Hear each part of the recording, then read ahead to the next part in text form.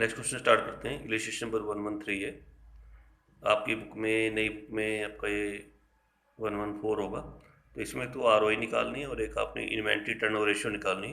Inventory ratio पहले आपने करी है, फार्मूला जिसका था कॉस्ट अपॉन एवरेज इन्वेंट्री, पहले उसी को निकालेंगे, उसके बाद आरओआई को निकालेंगे। आरओआई का फार्मूला भी जस्ट चला ही रहा हूँ आपके सामने, ठीक है। तो पहले हम निकालते हैं इन्वेंट्री टर्नओवर रेशियो। तो उसका फार्मूला होता है cost upon average inventory. Table note कर लेते हैं। इन्वेंट्री से फार्मूला कॉस्ट अपॉन क्या होता है, एवरेज इन्वेंट्री। फिर कॉस्ट कैसे निकालेंगे, ओपनिंग इन्वेंट्री लेंगे। तो ओपनिंग इन्वेंट्री आपको दे रखी 30,000 plus net purchase. Net purchase दे रखी है आपको इसमें 1 लाख। परचेज रिटर्न नहीं है तो नेट परचेज ही ले लेंगे। प्लस लेंगे डायरेक्ट एक्सपेंसेस। तो डायरेक्ट एक्सपेंसेस हमें दे रखे हैं इसके अंदर, कैरेज इनवर्ड है वो डायरेक्ट एक्सपेंसेस है 10,000। और माइनस करेंगे क्लोजिंग इन्वेंट्री। क्लोजिंग इन्वेंट्री दे रखी 40,000, ये माइनस कर देना। तो इसमें जो कॉस्ट आपकी निकल के आ जाएगी वो हो जाएगी आपकी 1 लाख निकल के आ जाएगी। ये तो कॉस्ट आ गई। अब ऑन क्या करते हैं, एवरेज इन्वेंट्री। एवरेज इन्वेंट्री का फार्मूला क्या होता है, ओपनिंग इन्वेंट्री प्लस क्या होता है, क्लोजिंग इन्वेंट्री अपॉन 2। तो ओपनिंग इन्वेंट्री 30,000 है, क्लोजिंग इन्वेंट्री हमारे पास है 40,000, अपॉन 2 करेंगे तो 35,000 एवरेज इन्वेंट्री आ जाएगी। फिर हम क्या करेंगे, 1 लाख को डिवाइड करेंगे 35,000 से, कॉस्ट अपॉन एवरेज इन्वेंट्री। इसका फार्मूला है आपका ये इन्वेंट्री टर्नओवर रेशियो का। तो ये निकल के आएगी इन्वेंट्री रेशियो 2.86 टाइम्स आएगी।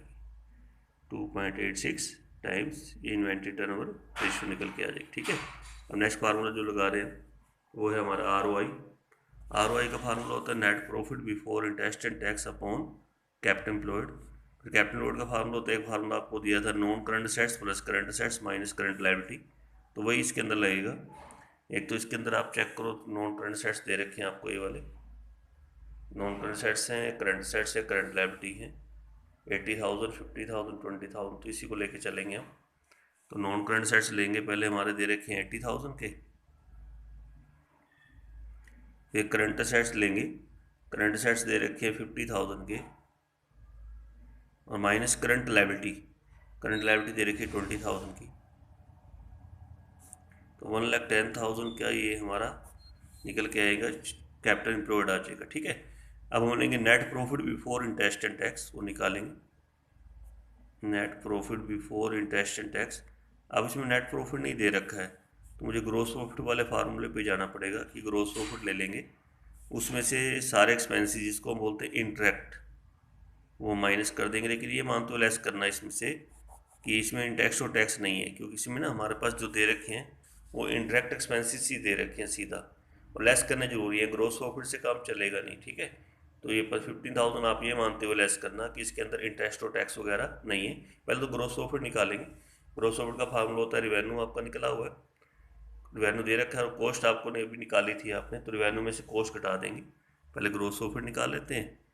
ग्रोस प्रॉफिट का फार्मूला होता है रिवेन्यू माइनस कॉस्ट कर लेते हैं, रिवेन्यू माइनस कॉस्ट, तो ग्रोस प्रॉफिट आ जाएगा। रिवेन्यू में दे रखा 2 लाख, कॉस्ट हमें दे रखी है इसके अंदर 1 लाख जो हमने निकाली थी पीछे इन्वेंट्री टर्न रेशियो में।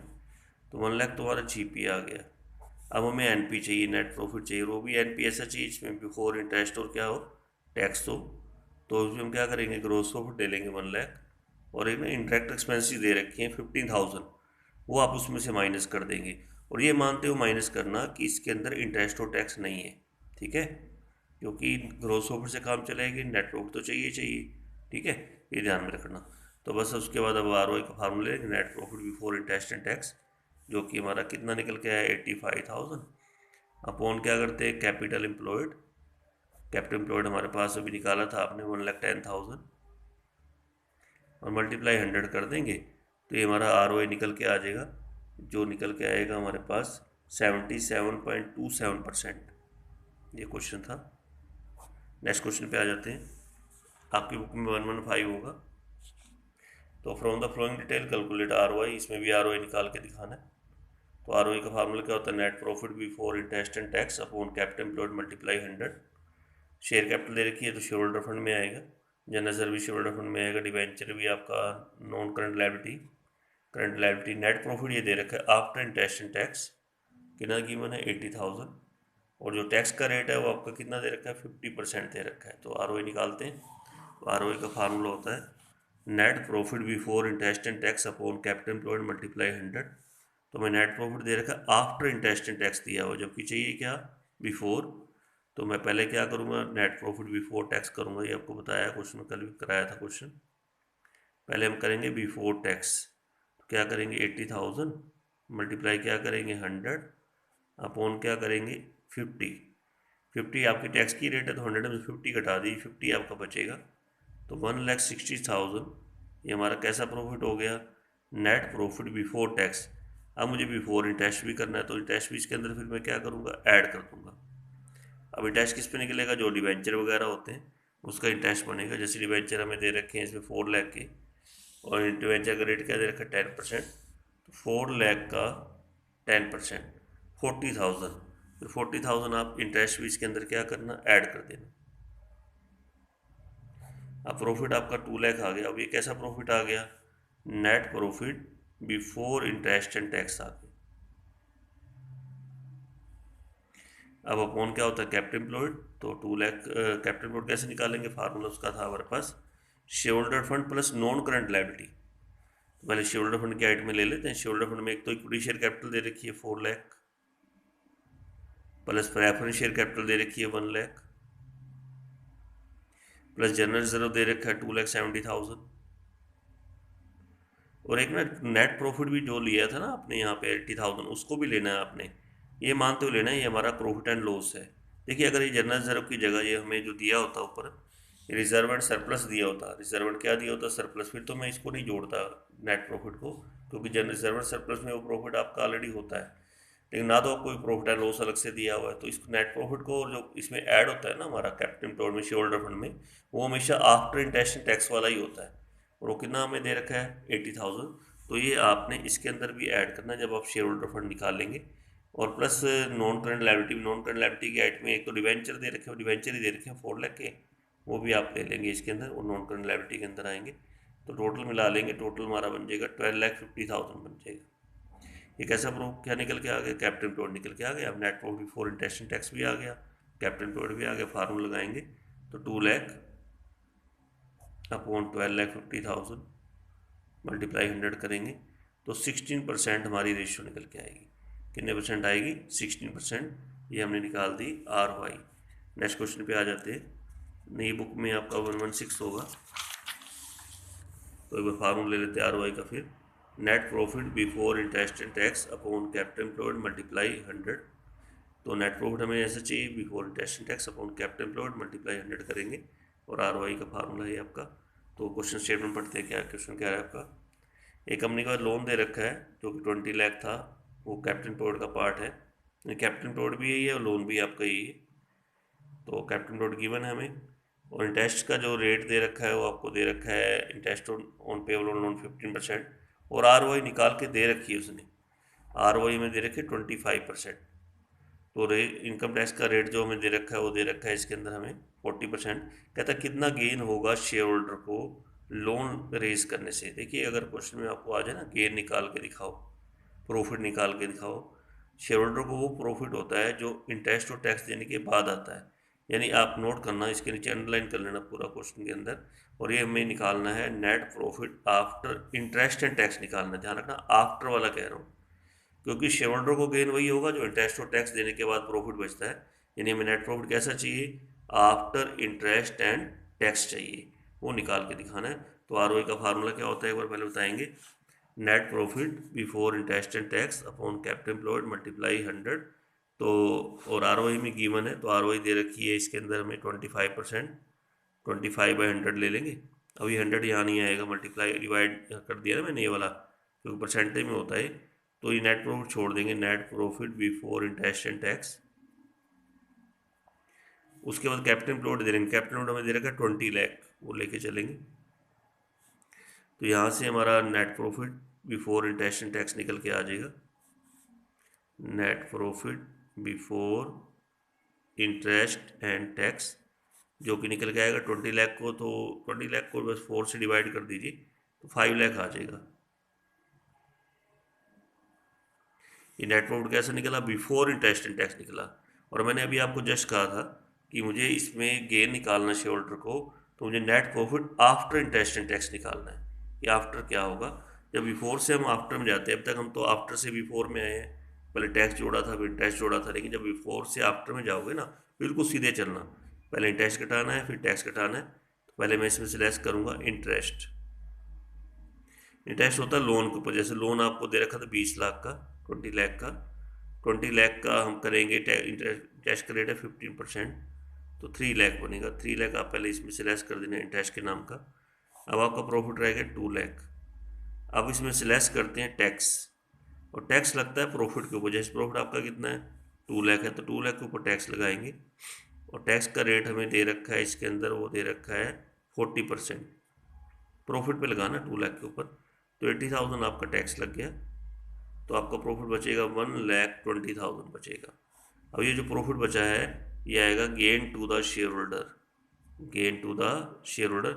अब ये मत कहना सर 100/60 करना था, वो तो होता था जब आफ्टर से बिफोर में जाए। जैसे मान लो इसी एग्जांपल में चलते हैं, मान लो ये आफ्टर है आपका 120 ये दे रखा था, और मुझे बिफोर में जाना है, तो मैं पहले टैक्स जोड़ूंगा। तो पता टैक्स कैसे जोड़ूंगा, 1,20,000 को क्या करूँगा, टैक्स का रेट जैसे आपका इसमें दे रखा 40 है, तो 100/60 कर दूंगा। देखो तो देखो 2 लाख निकल के आ जाएगा आपका, तो ये देखो 2 लाख दे रखा है ना।